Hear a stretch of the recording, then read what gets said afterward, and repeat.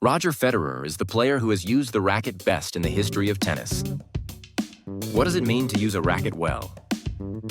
First of all, Roger Federer has always used the Wilson Pro Staff 90 size SQ in 300. Even when I held the world #1 position for the longest time, I mostly used a 90 size racket during my prime. In particular, there is a racket called the Wilson Pro Staff K Factor 6-1 Tour. The characteristic of this racket is that it has a thin frame and a small sweet spot with a 90 size. But when you hit it accurately, the thin frame flexes and provides more power than expected. When you watch the video of Federer's forehand, it almost looks like he is smoothly pushing the ball away. This is likely due to the thin frame of the racket bending momentarily to provide a rebound effect, making it appear as if the afterimage is pushing the ball. Perhaps when strong tennis becomes mainstream, Federer stands out as a player who effectively utilized the maximum advantage of this racket, with his uniquely smooth yet precise movements. However, what is truly remarkable about Federer in terms of using the racket is something else. In other words, it means that I have changed the racket that I have been using for a long time, which I have also used during my successful athletic career. Most athletes finish their careers using one type of racket. They tend to stick to or prefer rackets that are almost the same size, weight, and brand. Even if the sponsor issue changes, they still use rackets of almost the same type. Having passed his prime, Federer was on a downward trend.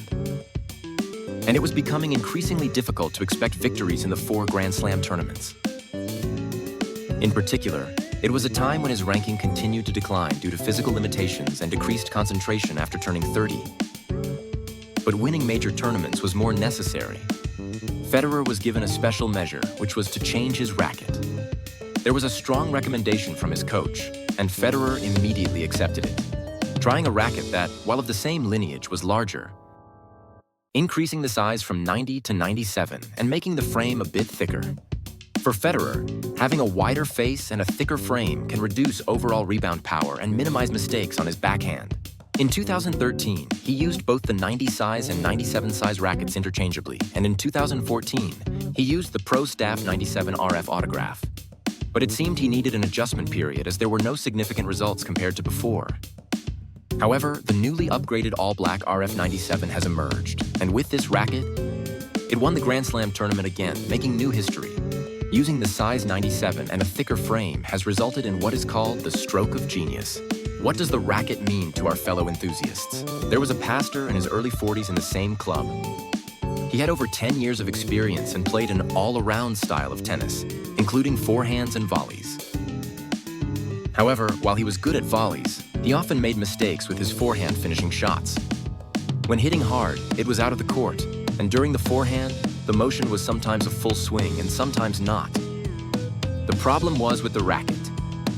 The racket used by the pastor is an oversized racket called soy, or elder racket, which has a face and frame thicker than 120 inches, emphasizing rebound power. However, what was puzzling was that you had been playing tennis for over 10 years and didn't know this. Just hit it roughly, what's there to blame the racket for? Was the kind of attitude. I recommended a general all-around type racket, and after a month of adjustment, it changed to a type that allowed for the desired style of play. Sometimes you expressed gratitude for the racket's suggestion. It is true that the racket has a certain surface that makes specific actions quite difficult. It's hard to limit factors such as skill, stamina, gender, experience, and style. Personally, I used a 290-grain racket, but after being advised to switch to a heavier 340-grain racket, I found that I no longer experienced elbow pain I suffered from it for a year. Thanks to being able to swing more smoothly, my forehand mistakes have decreased, and I've gained an advantage on my serves. In fact, the tremendous advancement of rackets has significantly changed the nature of tennis.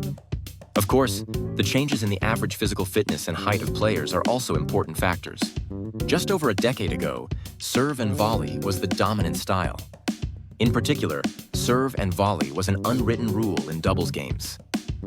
However, modern tennis no longer enforces serve and volley. This is because advancements in rackets have made forehands easier and returns more free. Professional players no longer obsess over weight. In the past, some would add lead to the frame to increase weight. But now many players use rackets that weigh around 310 kg. In conclusion, one can consider, am I using a racket that suits me? If you have been playing for less than 2 years, regardless of gender, it is advisable to use an all-around racket.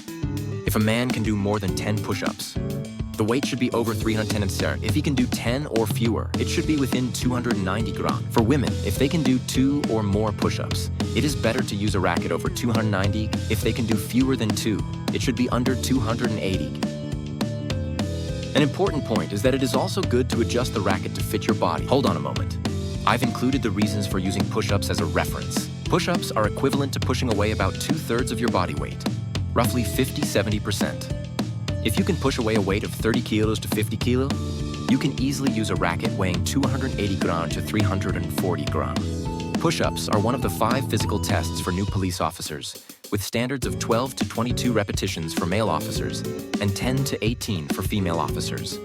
Considering the many changes and reasons since then, the weight of the racket doesn't really matter. If the weight is overwhelming, you must overcome that challenge, as overcoming it signifies progress. At least if you have started playing tennis, it's good to do push-ups about 3 times a week.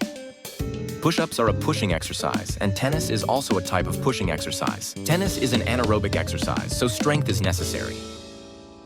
It also helps prevent tennis elbow through push-ups.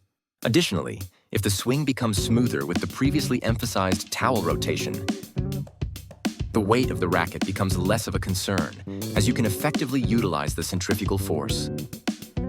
When you make rapid progress through short tennis, you will be able to choose your own racket.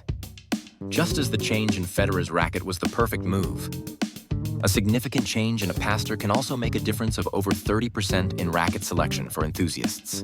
By making essential movements a habit, we can increase performance by 30%, relieve the left-hand stiffness to improve by 20%, and focus on attacking the left side for another 20%. You will be able to fully utilize short tennis for the fastest growth. Let's focus on this for another 3 months. Then please hit the subscribe button.